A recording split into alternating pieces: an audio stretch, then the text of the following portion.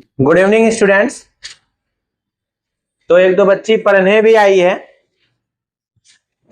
आज हम लोग स्टार्ट करेंगे क्लास 11th का जो आपका अंतिम चैप्टर है, केमिकल कोऑर्डिनेशन एंड इंटीग्रेशन, जिसको हिंदी में बोला जाता है रासायनिक समन्वय और एकीकरण। इसी पर कितने एमसीक्यू आते हैं, क्योंकि आप लोग का जो एग्जाम होने वाला है वो टोटली किस पे होगा? तो एमसीक्यू पे होगा। क्या रे बच्ची? तो कौन सा चैप्टर है ये? पढ़ के रासायनिक समन्वय और एकीकरण।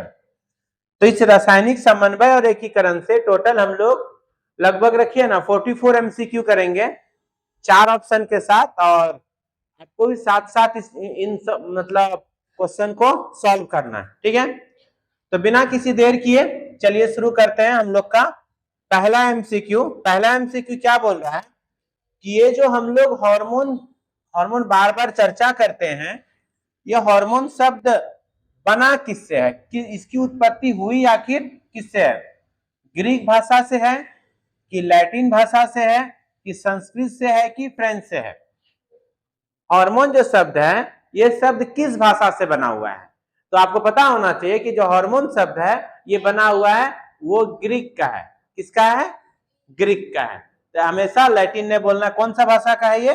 ये ग्रीक का है। ओके, अब ये वाला क्वेश्चन इजी हो गया, सॉल्व हो गया। अब चलेंगे दूसरे क्वेश्चन पे।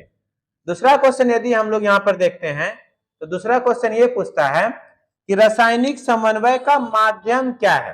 रासायनिक समन्वय का माध्यम क्या? थोड़े समय में, थोड़े देर के लिए आप देखिए, हम लोग यदि अपने बॉडी की बात करें तो हम लोग के बॉडी में नियंत्रण तथा समन्वय का जो काम होता है उसके लिए हमारे बॉडी में दो तरह का नियंत्रण और समन्वय है। ठीक है, एक को बोलते हैं तंत्रिकीय नियंत्रण और एक को बोलते हैं रासायनिक नियंत्रण।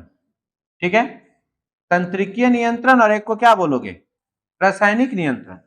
तंत्रिकीय नियंत्रण का पूरा कारोबार कौन लेता है? ये लेता है ब्रेन और स्पाइनल कॉर्ड। ब्रेन और स्पाइनल कॉर्ड, ठीक है। लेकिन रासायनिक नियंत्रण किसके द्वारा होता है? तो रासायनिक नियंत्रण जो होता है वो होता है किसके द्वारा? हार्मोन्स के द्वारा। ठीक है, दूसरी बात, हार्मोन्स को एक जगह से दूसरे जगह तक जाने के लिए किसकी रिक्वायरमेंट होती है? ब्लड की। हार्मोन को गति करने के लिए और कोई चीज नहीं चाहिए, एकमात्र चीज क्या चाहिए? इसमें कौन सा होगा? ब्लड। ब्लड को हिंदी में क्या बोलोगे? रक्त।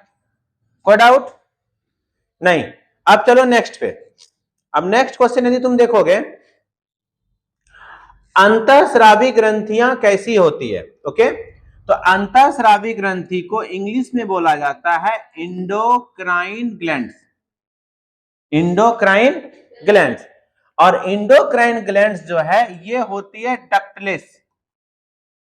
डक्टलेस का मतलब होता है नलिका विहीन या नलिकाहीन। तो क्या बोलिएगा? नलिकाहीन। क्या बोलोगे? नलिकाहीन। ये हो गया आपका थर्ड क्वेश्चन। ओके, अब चलो फोर्थ पे। फोर्थ क्वेश्चन है, तुम देखोगे तो सबसे बात ये बोला है कि पीयूष ग्रंथि। क्या बोला है? अब पीयूष ग्रंथि के बारे में दो तीन बात पहले सीख लो। इसको इंग्लिश में क्या बोलते हैं? Pituitary gland. क्या बोलोगे? तो सबसे पहले यह बात जान लो कि पिट्यूटरी ग्लैंड का दूसरा नाम क्या है? तो तुम लोग बोलोगे मास्टर ग्लैंड। क्या बोलोगे हिंदी में? नो, मास्टर ग्रंथि। मास्टर। दूसरा बात, ये सबसे छोटी ग्रंथि भी है। यह सबसे छोटी अंतःस्रावी ग्रंथि है। सबसे छोटी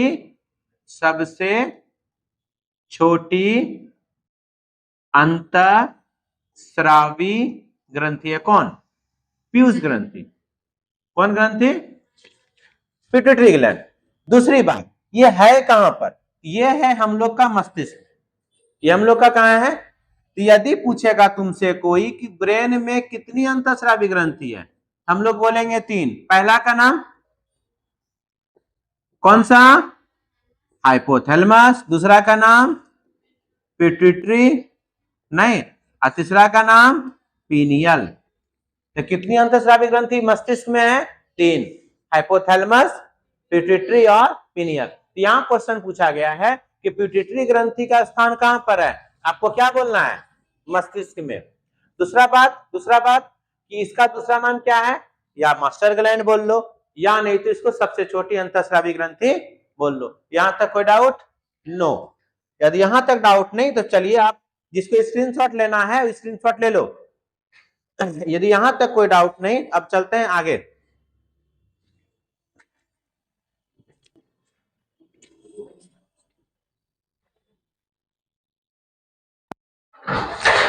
वेलकम बैक। तो अभी तक हम लोगों ने टोटल 4 MCQ को सॉल्व किए हैं। अब आते हैं हम लोग अपने अगले MCQ पर। हम लोग का जो अगला MCQ है दोस्त, उसमें क्या है कि ग्रोथ हार्मोन GH, ध्यान रखोगे क्या लिखा है दोस्त? GH का मतलब ग्रोथ हार्मोन नहीं, ग्रोथ हार्मोन को और आप क्या कह सकते हो? आप इसको बोल सकते हो वृद्धि हार्मोन। क्या बोल सकते हो? तो पूछ रहा है कि ग्रोथ हार्मोन का दूसरा नाम क्या है? ग्रोथ हार्मोन का दूसरा नाम क्या है? इसको बोलते हैं दोस्त सोमेटोट्रोपिन। इसको क्या बोला जाता है? सोमेटोट्रोपिन। यदि पूछेगा कि ग्रोथ हार्मोन का काम क्या है, तो बोल सकते हो आप शरीर के विभिन्न अंगों का वृद्धि तथा विकास। वृद्धि तथा ये काम कौन करता है? ये काम करता है आपका ग्रोथ हार्मोन। कौन काम करता है? हाँ, दूसरा बात यदि पूछ ले कि ग्रोथ हार्मोन को बनाता कौन है, इसको बनाने वाला हम लोग का मास्टर है। मास्टर को क्या बोलते हैं? Pituitary gland. तो एक साथ हम लोग 3 MCQ कर लिए। पहला MCQ GH का फुल फॉर्म ग्रोथ हार्मोन, दूसरा MCQ GH का दूसरा नाम सोमेटोट्रोपिन, तीसरा क्वेश्चन GH कौन बनाता है? तो पिट्यूटरी ग्लैंड। ओके, अब चलिए हम लोग नेक्स्ट क्वेश्चन पे। नेक्स्ट क्वेश्चन को यदि देखोगे तो नेक्स्ट क्वेश्चन क्या कह रहा है? बच्चों में GH की अधिकता से क्या होता है? बच्चों में GH की अधिकता से क्या होता है?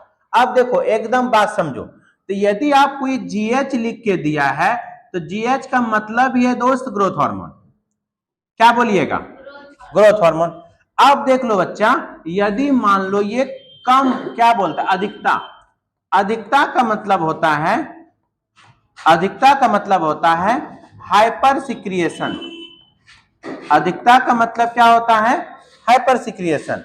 और कमी का मतलब क्या होता है? हाइपोसिक्रिएशन। नहीं, कमी को बोलते हैं हाइपोसिक्रिएशन और अधिक को क्या बोलते हैं? Hyper secretion. तो यदि ये अधिक बनेगा तो 2 डिसऑर्डर होता है। कितना डिसऑर्डर होगा? 2। कब?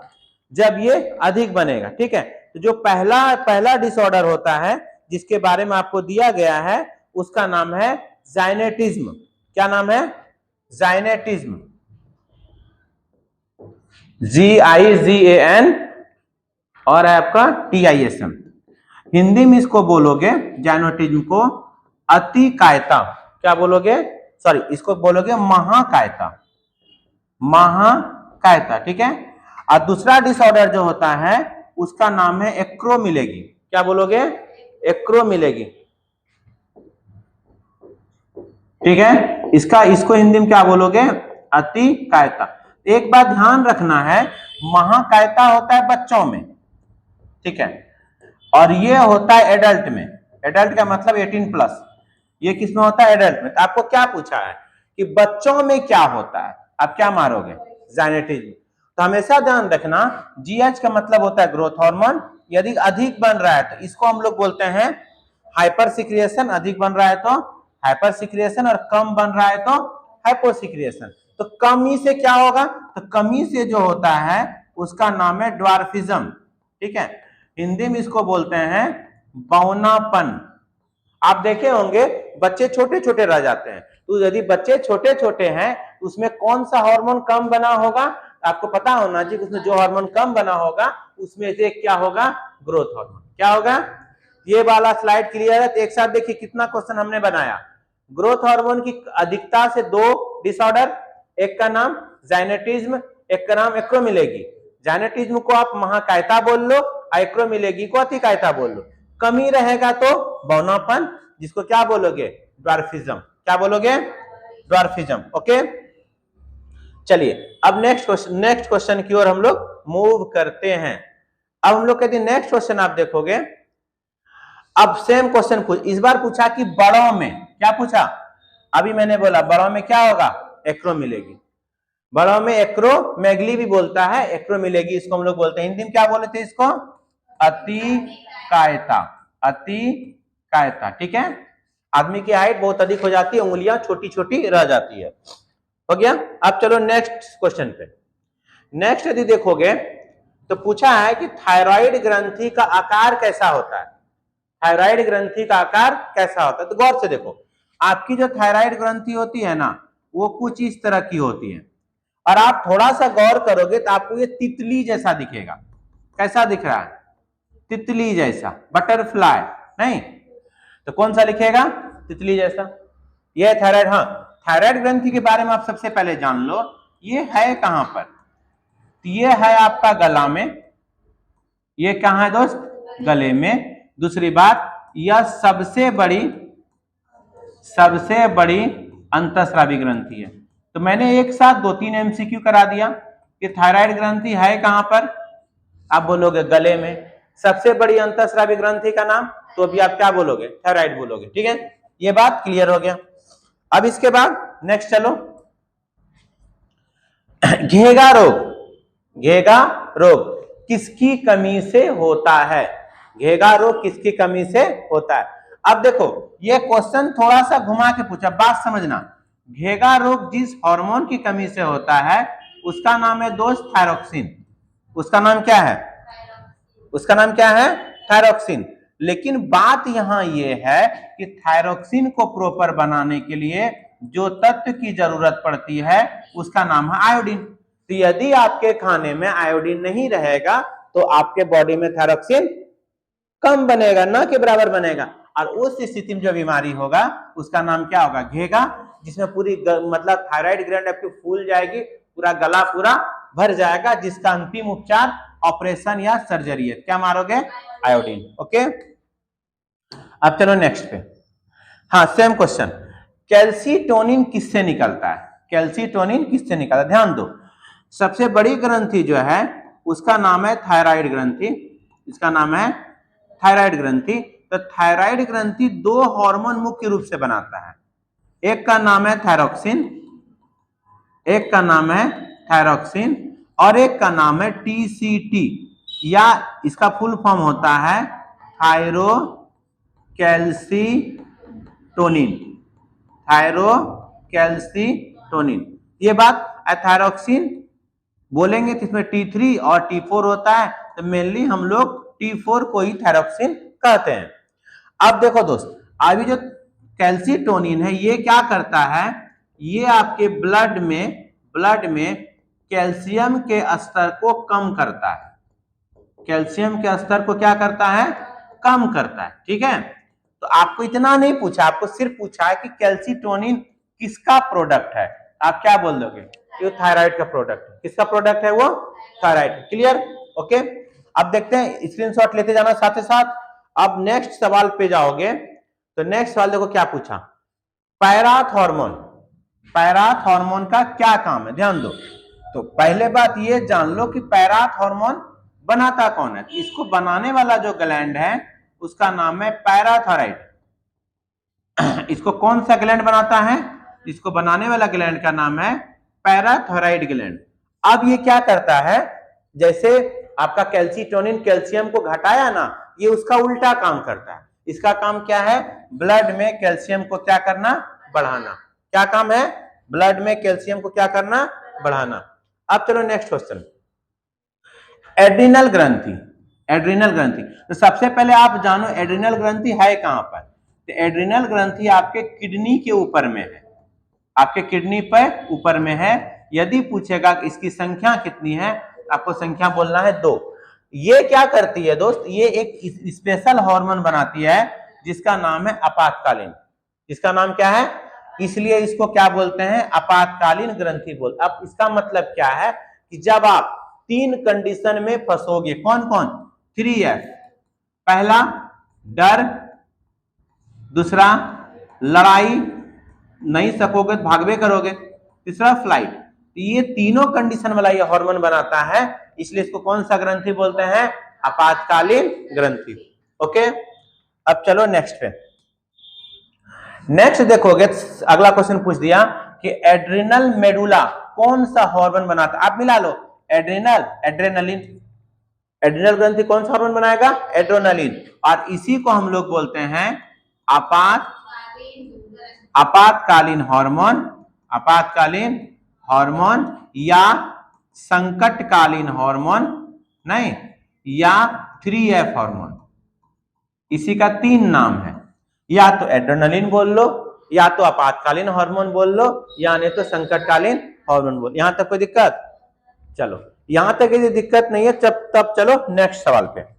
अब नेक्स्ट वाला क्या बोला वो, नेक्स्ट देखोगे कॉर्टिसोल, कॉर्टिसोल, तो ये कॉर्टिसोल भी किसका प्रोडक्ट है, तो एड्रिनल का ही है। एड्रिनल ग्लैंड ही, एड्रिनल ग्लैंड एक और हार्मोन बनाती है, कॉर्टिसोल। कौन बनाते हैं एड्रिनल का, तो कॉर्टेक्स वाला भाग। ध्यान देना दोस्त, एड्रिनल ग्लैंड का 2 भाग होता है, जो बाहरी भाग है, जो बाहरी भाग है जिसको आप एक्सटर्नल आउटर पार्ट बोलोगे, उसको बोलते हैं कॉर्टेक्स, ठीक है, और जो मतलब आंतरिक भाग है उसको बोलते हैं मेडुला, मेडुला। तो ये हार्मोन जो कॉर्टिसोल है वो कॉर्टेक्स वाला बनाता है, जो जिसका संबंध किससे है, तनाव से। इंग्लिश में क्या बोलेंगे, स्ट्रेस, किससे है, तनाव से या स्ट्रेस से। अब चलो नेक्स्ट पे, अगला क्वेश्चन पूछा, अग्नाशय की अंतःस्रावी भाग का क्या नाम है। बात समझो, अग्नाशय है कहां पहले, तो तुम बोलोगे सर ये अमाशय के पीछे में, अमाशय के, अमाशय वही है जिसको घर में तुम लोग पेट कहकर चिल्लाते हो, नहीं, अमाशय के पीछे में। दूसरी बात क्या जानते हो, यह एक मिश्रित ग्रंथि है। यह क्या ग्रंथि है, मतलब क्या, इसका मतलब हुआ कि ये एंजाइम भी बनाएगा और हार्मोन्स भी बनाएगा। इसका 98 से 99% पार्ट एंजाइम बनाता है और 1 से 2% पार्ट इस हार्मोन्स में जितने भी कोशिकाएं होती है उसको क्या बोलते हैं, islet of Langerhans, islet of Langerhans, islet of. अब आइसलेट ऑफ लैंगरहैंस में 3 टाइप के सेल्स मिलते हैं, एक का नाम है अल्फा सेल्स, एक का नाम है बीटा सेल्स और एक का नाम है डेल्टा सेल्स। क्या क्या पढ़ोगे, अल्फा सेल्स, अल्फा सेल्स जो हार्मोन बनाती है उसका नाम क्या है, ग्लूकेगॉन, नहीं, बीटा सेल्स जो बनाती है उसका नाम है इंसुलिन, इसका नाम है सोमेटोस्टेटिन, इसका नाम क्या है। तो मेनली 2 चीज समझो, ग्लूकेगॉन क्या करता है, ब्लड शुगर को, ब्लड शुगर को बढ़ाता है, ब्लड शुगर को। इंसुलिन क्या करता है। अब क्वेश्चन क्या पूछा देख लीजिए, अग्नाशय की अंतःस्रावी ग्रंथि का क्या नाम है, लैंगरहैंस। इसका स्क्रीनशॉट जरूर रख लीजिए क्योंकि इसमें बहुत सारे एमसीक्यू को क्लियर किया गया है। ओके, अब चलो आगे, आगे देखोगे सेम क्वेश्चन, बीटा कोशिकाएं क्या बनाती है, बोलो अभी तुम लोग बताए, बीटा कोशिका क्या बनाती है, इंसुलिन बनाती है। अब आगे, अल्फा कोशिका क्या बनाती है, ग्लूकेगॉन, अल्फा कोशिका ग्लूकेगॉन, उतना हिंदी या लिख लेता है लेकिन ग्लूकेगॉन मानो उसको, ठीक है, ये भी क्लियर हो गया। इसके बाद अगला क्वेश्चन देखो, हाँ, मधुमेह जिसको डायबिटीज बोलते हैं, क्या बोलते हैं, डायबिटीज, हिंदी में चीनी बीमारी भी बोल देते हैं, ठीक है, किस हार्मोन से संबंधित है, इंसुलिन से।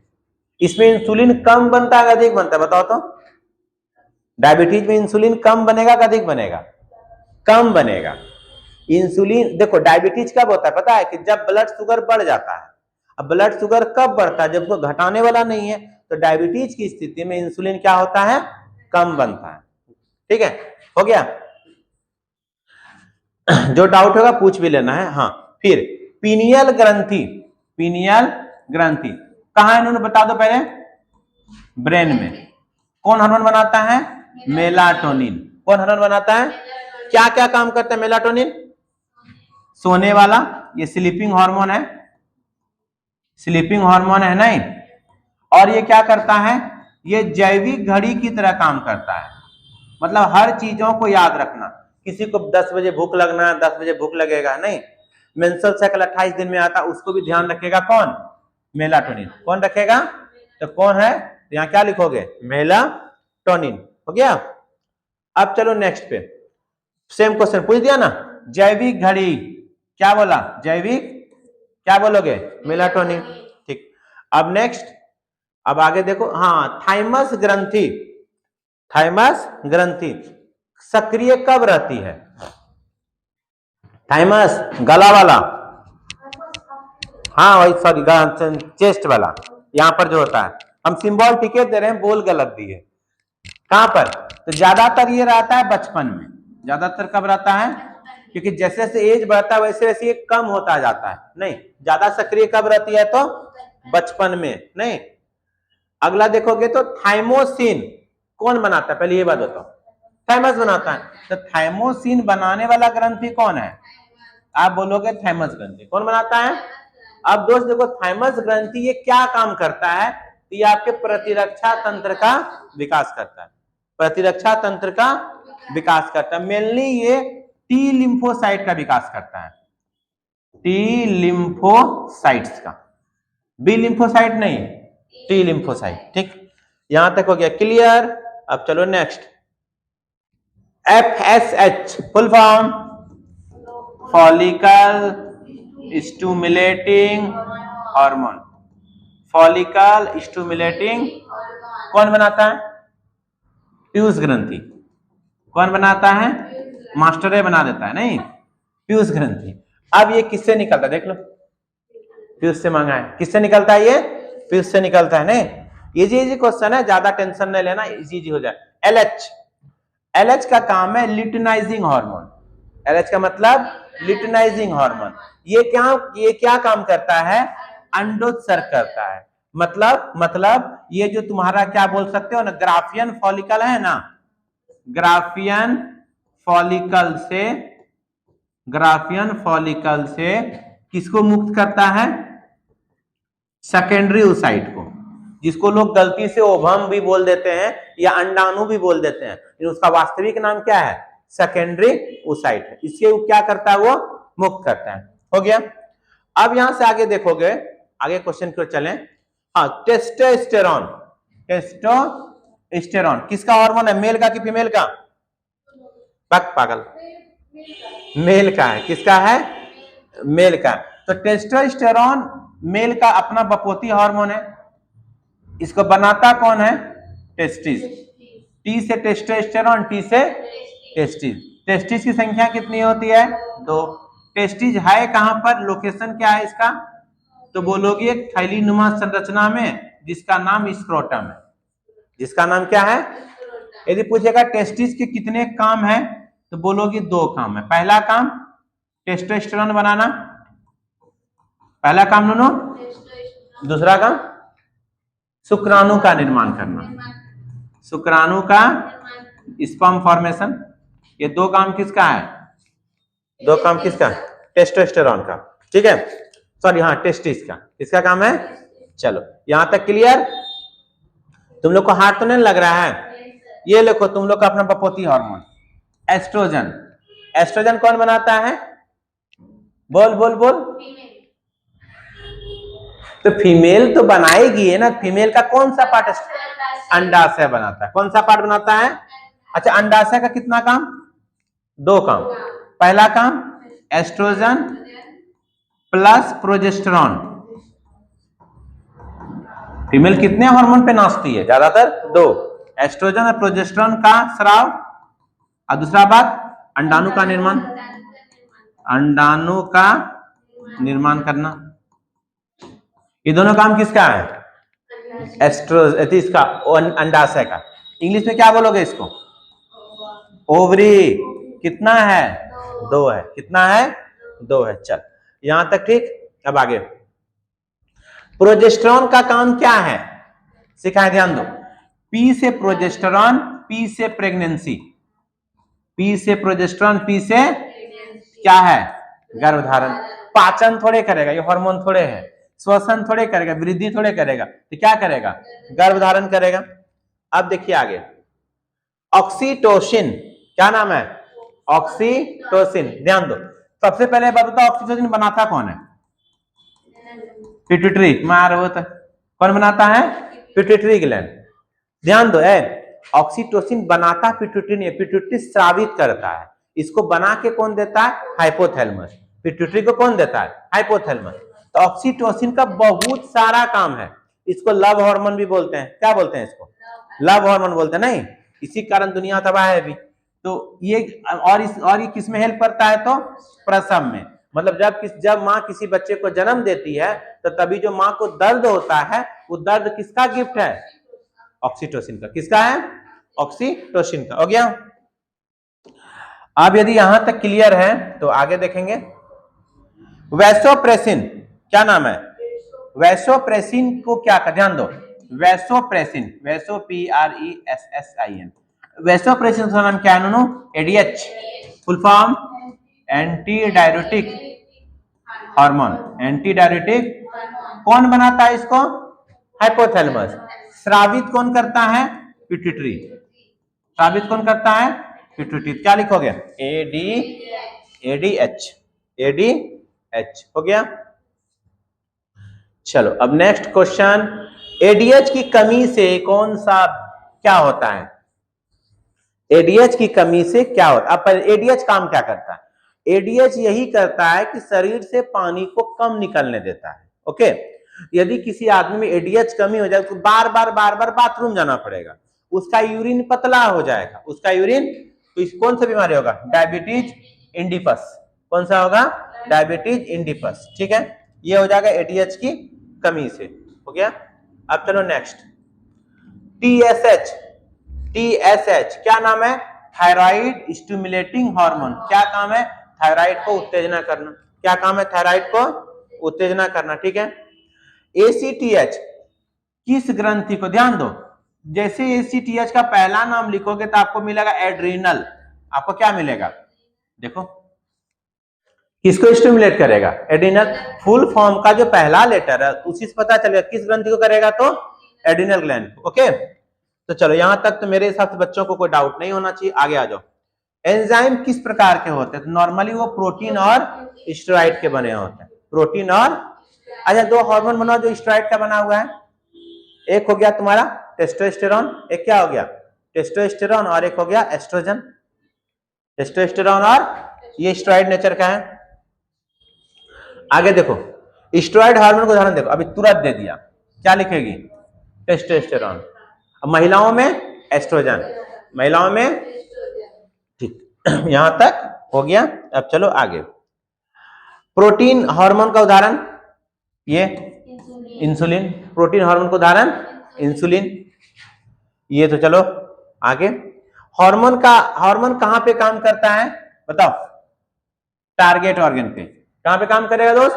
तो बोलना है टारगेट ऑर्गन पे। ठीक, नेक्स्ट, निकलेगा कहां से? अंतःस्रावी ग्रंथि से, और पहुंचेगा कहां पर? टारगेट ऑर्गन पर। कहां पर पहुंचेगा? टारगेट ऑर्गन पे। ओके, अब चलो नेक्स्ट पे। हार्मोन रिसेप्टर कहां पाया जाता है? या तो कोशिका झिल्ली में, या नाभिक को आप बोलो न्यूक्लियस, या नाभिक का मतलब है केंद्रक, या तो केंद्रक झिल्ली में। नहीं, तो ये हो गया ये वाला। ठीक है, अब आ गया 38 आपका। हार्मोन की विशेषता किस पर निर्भर करती है? रिसेप्टर पर। कहां पर? उसका कौन उसको रिसीव करेगा, उसी पर उसका विशेषता निर्भर करेगा। अब यदि आगे देखोगे, रासायनिक समन्वय किससे धीमा होता है? हम लोग में ब्रेन वाला कंट्रोल फास्ट होता है, ब्रेन वाला कंट्रोल फास्ट होता है, और क्या बोल सकते हो, केमिकल वाला कंट्रोल थोड़ा सा स्लो होता है। नहीं, ऐसा नहीं को रात में छोटा से सुबह उठ के बड़ा हो जाएगा, वो थोड़ा स्लो होगा। ये हो गया यहाँ की कहानी। अब आगे देखिए 40, हार्मोन का प्रभाव कैसा होता है? दीर्घकालीन, तात्कालिक, क्षणिक, शून्य। तो हार्मोन का प्रभाव थोड़ा सा दीर्घकालिक होता है। कैसा होता है? दीर्घकालिक होता है। कैसा होता है? तो बोलना है दीर्घकालिक होता है। ठीक है, ये आपका था 40 एमसीक्यू इंपॉर्टेंट।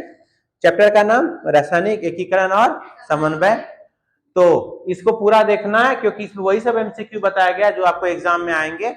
और फ्री में बायोलॉजी सीखने के लिए चंदन बायोलॉजी क्लासेस चैनल को सब्सक्राइब कीजिए और अपने दोस्तों को शेयर कीजिए। जय हिंद।